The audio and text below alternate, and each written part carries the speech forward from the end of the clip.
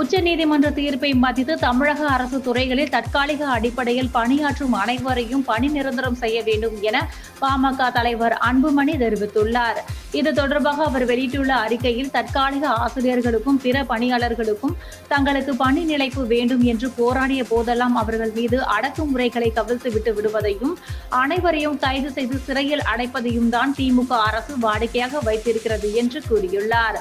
அரசு துறைகளுக்கு பணியாளர்களை நியமிக்கும் விஷயத்தில் அரசுகள் எவ்வாறு நடந்து கொள்ள வேண்டும் என்பதை